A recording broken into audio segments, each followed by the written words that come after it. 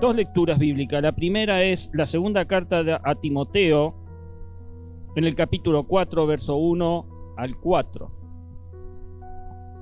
Y luego vamos a poner la carta de Judas, en el capítulo 1, verso 17 al 23.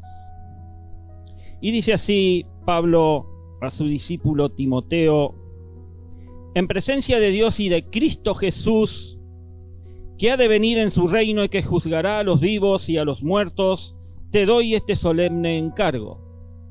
Predica la palabra, persiste en hacerlo, sea o no sea oportuno, corrige, reprende y anima con mucha paciencia sin dejar de enseñar. Porque llegará el tiempo en que no van a tolerar la sana doctrina, sino que llevados de sus propios deseos, se rodearán de maestros que les digan las fantasías que quieren oír. Dejarán de escuchar la verdad y se volverán a los mitos. Pablo insta a través de esta carta a Timoteo a ser fiel en predicar la palabra de Dios, incluso cuando enfrenta oposición y enfrenta desafíos. Le advierte sobre la apostasía y le hace ver la importancia crucial de mantenerse arraigado en la sana doctrina.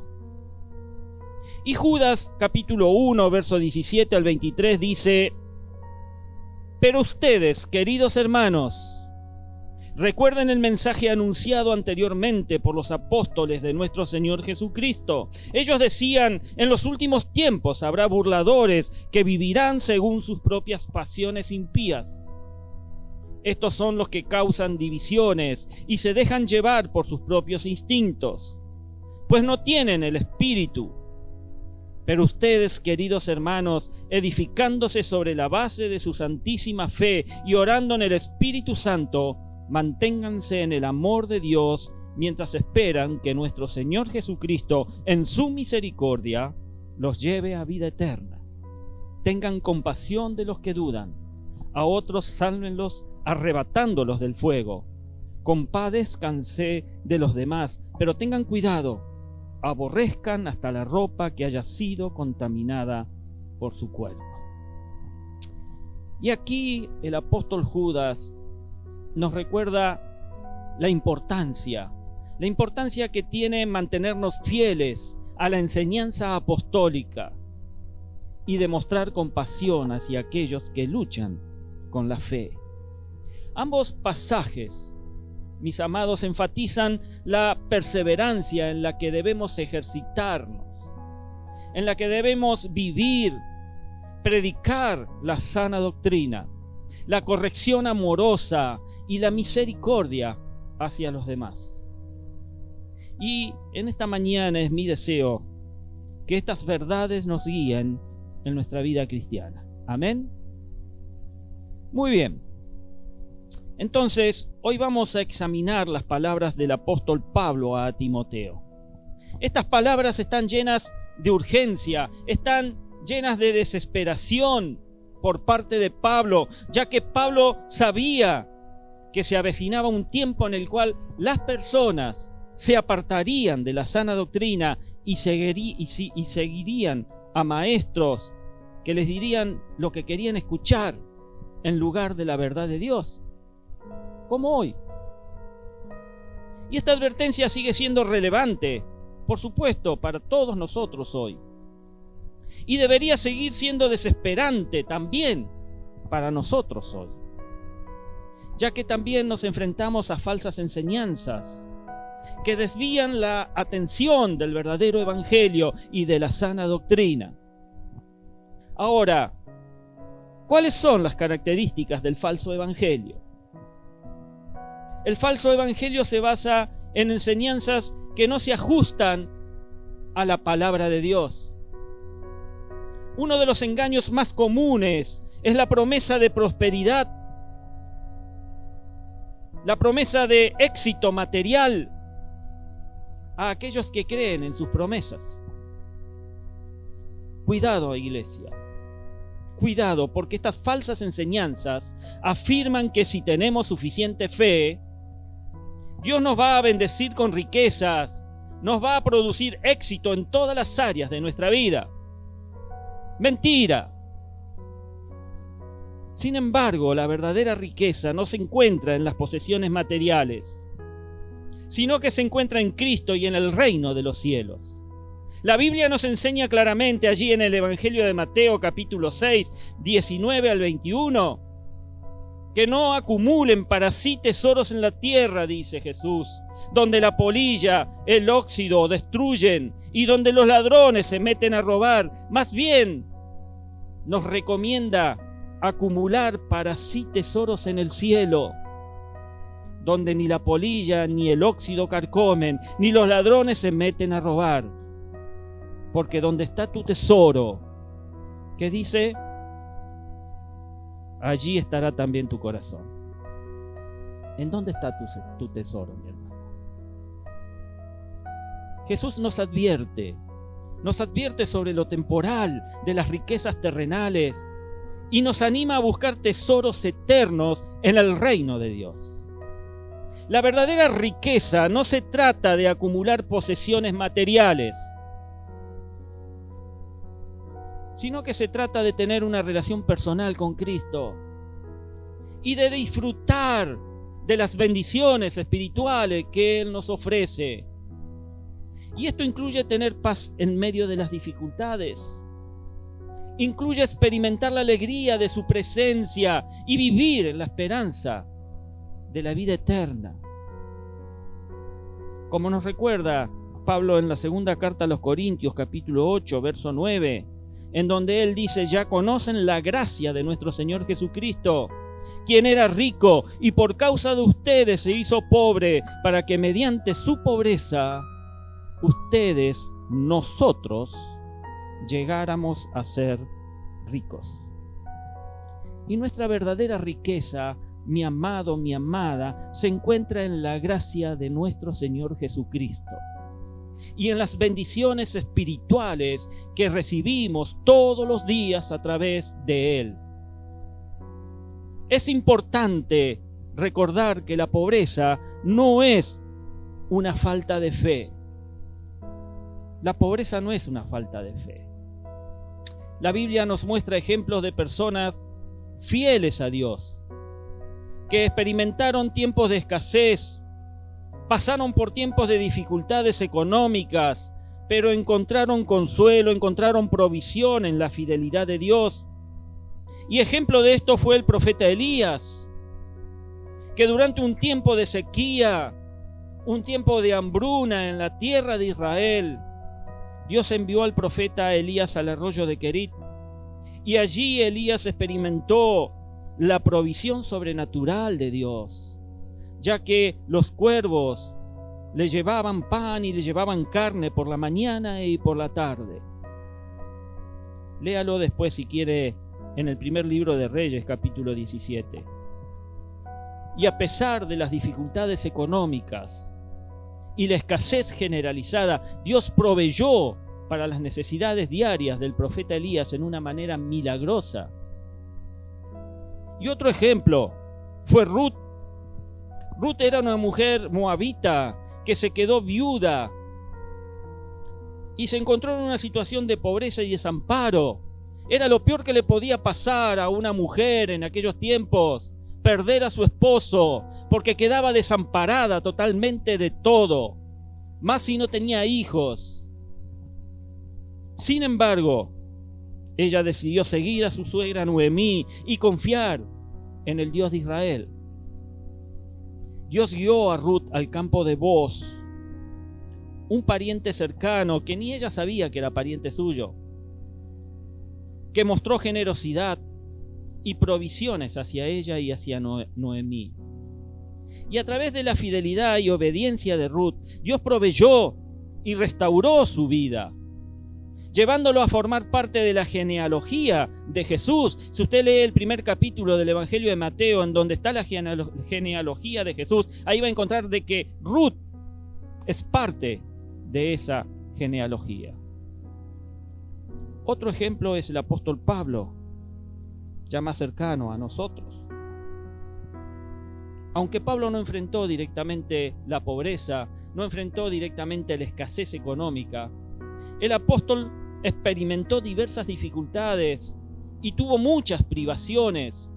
La mayor parte de su ministerio la pasó encarcelado, de cárcel en cárcel. Y te aseguro que allí pasó frío, allí pasó hambre, allí pasó necesidades durante su ministerio.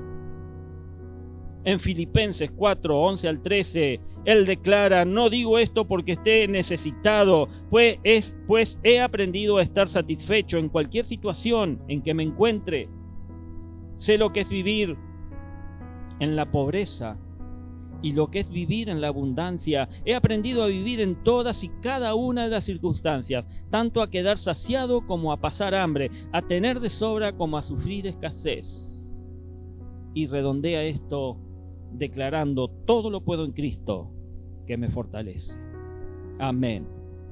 Vemos aquí que Pablo encontró consuelo y fortaleza en la fidelidad de Dios, reconociendo que en cualquier circunstancia, no importa cuál fuera esta, Dios proveería y lo sostendría. Y sucedió, y así fue. Estos ejemplos, iglesia, nos enseñan que aunque enfrentemos tiempos de escasez económica y dificultades, todos hoy quizás estemos pasando por algún tipo de escasez económica o de dificultad, podemos confiar en la fidelidad de Dios. Amén. Y es nuestro proveedor, Él es nuestro proveedor y siempre está dispuesto a cuidar de sus hijos. A través de la fe, a través de la obediencia, nosotros podemos encontrar consuelo, tener provisión, esperanza en medio de las circunstancias adversas, porque Dios es fiel. Decirle al que está a tu lado: Dios es fiel. Dios es fiel, mi hermano, y nos va a guiar a través de cualquier dificultad que enfrentemos. Dios se preocupa por todas las áreas de nuestra vida, incluyendo nuestras necesidades materiales. Pero nuestra confianza debe estar en Él y no en la búsqueda desesperada de riquezas terrenales. No permitamos que el falso evangelio y la falsa doctrina nos desvíen de la verdadera riqueza que encontramos en Cristo Jesús. Busquemos tesoros eternos, cultivemos una relación íntima con nuestro Salvador y confiemos en su provisión, confiemos en su cuidado en todas las áreas de nuestra vida. Amén. Que nuestra fe se arraigue en la palabra de Dios y en su amor incondicional. En el nombre de Jesús lo pedimos. Amén. Ahora, tenés que saber que el falso evangelio omite aspectos vitales de la salvación, que son fundamentales para comprender el verdadero mensaje que tiene el evangelio. El arrepentimiento de pecados es un llamado esencial del evangelio. Estos aspectos vitales incluyen el arrepentimiento de pecados, la justificación por la fe y la obra expiatoria de Jesucristo en la cruz. La sana doctrina del Evangelio insta al hombre a reconocer esa condición pecadora y volverse hacia Dios con humildad y contrición. El apóstol Pablo nos dice allí en Romanos 3:23, por cuanto todos pecaron, versículo recontra conocido, por cuanto todos pecaron, estamos destituidos de la gloria de Dios. Así que nadie, ya sea maestro, líder de una célula, pastor, apóstol o profeta, debería decirte que no necesitas arrepentirte para ser salvo. Y yo lo he escuchado en algunos mensajes. Todos hemos pecado y hemos fallado, mi amado, en cumplir con la perfección de Dios. Pero no todo termina ahí, ya que el versículo siguiente, el 24, dice y nos revela que somos justificados gratuitamente por su gracia, mediante la redención que es en Cristo Jesús. A través del arrepentimiento tenemos la oportunidad de recibir el perdón y de reconciliarnos con nuestro Dios. Debemos saber que la justificación por la fe es otro pilar fundamental del Evangelio. No podemos ganar nuestra salvación por nuestras propias obras o méritos. Más bien somos justificados, somos declarados justos delante de Dios únicamente por medio de la fe en Jesucristo. Efesios capítulo 2, verso 8 y 9 nos recuerda: porque por gracias hemos sido salvados mediante la fe. Esto no procede de nosotros, sino que es el regalo de Dios, y no por obras, para que nadie se jacte, para que nadie se gloríe, dice la versión Reina Valera. Nuestra salvación es un regalo de Dios, recibido mediante la fe en Jesús, en creer en Jesús y mediante su obra redentora en la cruz. También debo decirte que la obra expiatoria de Jesucristo en la cruz es el punto central del Evangelio. En 1 Pedro capítulo 2, verso 24 leemos: Él mismo en su cuerpo llevó al madero nuestros pecados, llevó a la cruz nuestros pecados, para que muramos al pecado y vivamos para la justicia. Por sus heridas nosotros hemos sido sanados. En la cruz, mi amada iglesia, Jesús cargó con nuestros pecados. En la cruz Jesús pagó el precio que nosotros no podíamos pagar. Su sacrificio nos ofrece la oportunidad de recibir el perdón, de recibir la vida eterna, de tener la esperanza que el día que partas de este mundo vas a vivir eternamente en un cielo nuevo, en una tierra nueva, junto al Salvador, junto a nuestro Padre Celestial y al Espíritu Santo de Dios. Y estos aspectos vitales de la salvación nos muestran la necesidad que tenemos de reconocer nuestra condición pecadora y confiar en la gracia de Dios para nuestra salvación. No hay otro camino, no hay otra manera. Sin ellos el Evangelio queda distorsionado y priva a las personas de experimentar la plenitud de la salvación en Cristo. Ahora, ¿cuál es la forma de predicar el falso evangelio? En el contexto del falso evangelio, las predicaciones, los mensajes, se caracterizan por tener un enfoque de proselitismo y buscar atraer a grandes audiencias, como hacen los políticos, ¿vio? Utilizando mensajes que apelan a las necesidades y deseos humanos. El objetivo principal de estas predicaciones es obtener más seguidores y ganar popularidad. Sin embargo, como creyentes, ¿hay creyentes acá? Como creyentes, entonces, debemos recordar que nuestra misión va más allá de simplemente aumentar números y buscar reconocimiento. El verdadero mensaje del Evangelio no se trata de satisfacer los deseos egoístas o las necesidades temporales de las personas. Como en muchos lugares se predica esto. Vení, que Dios es bueno, todo te va a ir bien, todo te lo va a dar. No más sufrimiento, no más pobreza, no más necesidad. Sino que se trata de compartir el amor de Dios. Se trata de compartir la verdad que conduce a la salvación. Como Jesús nos instruye allí en Mateo 28, 19 y 20, versículo también recontra conocido. Él dice: por tanto vayan y hagan discípulos de todas las naciones, bautizándolos en el nombre del Padre y del Hijo y del Espíritu Santo, enseñándoles a obedecer todo lo que les he mandado a ustedes. Y les aseguro, dice Jesús, que estaré con ustedes siempre hasta el fin del mundo. No dice allí: vayan, satisfagan a todos en sus deseos egoístas y hagan número. Jesús dice: vayan y hagan discípulos. Nuestra misión es hacer discípulos. No solo convertir a las personas superficialmente, convenciéndolas de algo, sino decirles lo que decirles lo que quieren escuchar, sino realmente presentar a un Cristo que tiene solución a las dificultades. Y cuando uno realmente se rinde a sus pies, lo acepta como Señor y Salvador, allí comienza una nueva vida. Iglesia, compartir el verdadero mensaje del Evangelio requiere amor y fidelidad. El amor nos impulsa a preocuparnos genuinamente por las personas, no a manipularlas. El amor nos lleva a buscar su bienestar espiritual, y a estar dispuestos a invertir tiempo, esfuerzo en su crecimiento, en su cuidado, en su discipulado.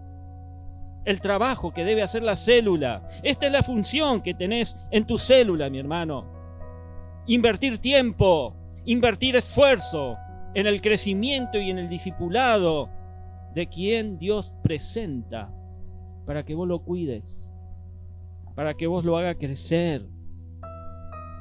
La fidelidad implica mantenernos firmes en la verdad de la palabra de Dios y no comprometerla por el bien de obtener seguidores o aprobación. El apóstol Pablo nos exhorta allí en Efesios 4:15, antes siguiendo la verdad en amor, crezcamos en todo en aquel que es la cabeza. ¿Y quién es la cabeza? Esto es Cristo. Cristo es la cabeza. Debemos ser fiel al Evangelio. Debemos ser fiel al Evangelio. Es importante que nos mantengamos fieles al verdadero mensaje del Evangelio, iglesia. Instruir la sana doctrina, incluso cuando eso signifique ir en contra de las corrientes de este mundo, las corrientes populares, o rechazar las enseñanzas falsas. Nuestra prioridad debe ser compartir la verdad de Dios con amor y claridad, con certeza, permitir que el Espíritu Santo haga la obra de transformación en los corazones de las personas. Recordemos que nuestro llamado no es ganar popularidad. Dios a mí no me llamó a ser popular, ni a vos tampoco. Dios no te llama a eso. Dios te llama o te ha llamado a ser portador del mensaje de salvación. Y no hay otra cosa. No debe haber otra cosa en tu corazón que ser portador del mensaje de salvación. Si somos fieles en proclamar el verdadero evangelio, Dios obrará en las vidas de aquellos a quienes alcanzamos. Confiemos en que el Espíritu Santo, quien convence y transforma los corazones, y pongamos nuestra confianza en Dios. Dejemos al Espíritu obrar, sabiendo que Él está con nosotros en cada paso que damos en nuestro ministerio. Las falsas enseñanzas suelen minimizar o incluso omitir aspectos vitales de nuestra fe, como es el arrepentimiento, la obra de Cristo en la cruz y el plan de salvación.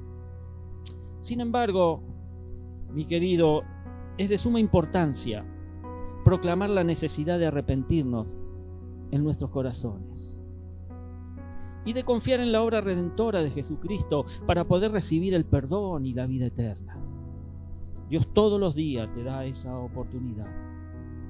El arrepentimiento implica reconocer nuestras faltas y volvernos hacia Dios en humildad y contrición. La Biblia nos enseña allí en Hechos 3:19, por tanto, para que sean borrados sus pecados, dice, arrepiéntanse y vuélvanse a Dios. Palabras de Pedro en su primer mensaje. Es a través del arrepentimiento entonces que encontramos el perdón y la reconciliación con Dios. La obra de Cristo en la cruz es fundamental para nuestra salvación. ¿Por qué? Bueno, porque Jesús murió en nuestro lugar.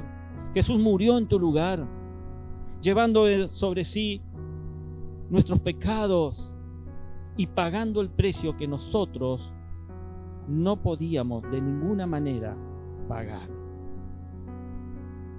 Volvamos a leer 1 Pedro 2:24. Él mismo en su cuerpo llevó el madero, la cruz, nuestros pecados, para que muramos al pecado y vivamos para la justicia. por sus heridas nosotros hemos sido sanados. En la cruz, Jesús nos ofreció la oportunidad de tener una nueva vida en Él. No desperdicies esta oportunidad. No la tires por tierra. El plan de salvación es la manifestación de amor de Dios hacia nosotros. Nadie te puede decir lo contrario. Es a través de la fe en Jesucristo que podemos recibir la salvación y tener vida eterna junto a Él. Si te dicen otra cosa, te mienten, te engañan. Aprendamos a enseñar y enseñemos. Aprendamos y enseñemos la sana doctrina, el verdadero evangelio de Jesucristo. Amén. Muy bien, pase a adoración. A manera de conclusión, sabemos que este es un mundo lleno de falsas enseñanzas. Y la mala noticia es que se va a poner mucho más complicado. Si hoy ya es complicado, se va a poner mucho más confuso y mucho más complicado. Es un mundo lleno de falsas enseñanzas. Y al decir esto no estoy exagerando. Solo mire cuánta basura pseudoevangélica circula en las redes y detrás de algunos púlpitos. Es por eso que debemos estar en guardia. Es por eso, mi hermano, que debes estar muy atento y arraigarnos en la sana doctrina de la palabra de Dios, que es la Biblia, su palabra. El verdadero evangelio es aquel que nos muestra nuestra necesidad de salvación. Es aquel que nos habla del amor, que nos habla de la gracia de Dios, manifestándose en la obra de Jesucristo en la cruz. Es aquel que nos llama a arrepentirnos, es aquel que nos permite confiar en un Dios todopoderoso como nuestro Salvador. No nos conformemos con un evangelio diluido, con un evangelio lavado o distorsionado. Mantengámonos firmes en la verdad de la palabra de Dios, compartiendo el mensaje completo del evangelio. Y cuando digo completo, es compartirlo con amor, compartirlo con claridad. Y por más duro que éste les parezca a las personas, porque los confronta y los expone a su realidad, prediquemos el verdadero evangelio de Dios. Llevemos en alto la sana doctrina. Mi amado, que el Espíritu Santo nos guíe en este propósito y que nuestras vidas sean un testimonio fiel y verdadero del evangelio.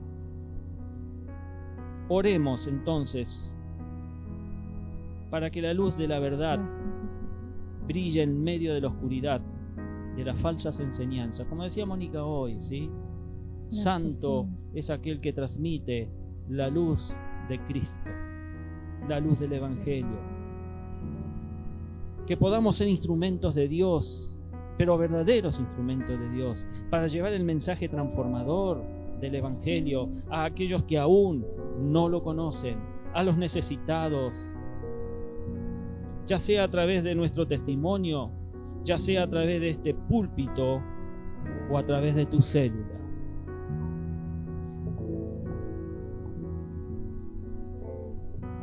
Dios te bendiga, iglesia, porque yo sé que en esta iglesia el evangelio y la sana doctrina se practica, pero cuidado, porque el que cree estar seguro vea que no tropiece. Prestemos atención a lo que leemos, prestemos atención a lo que vemos.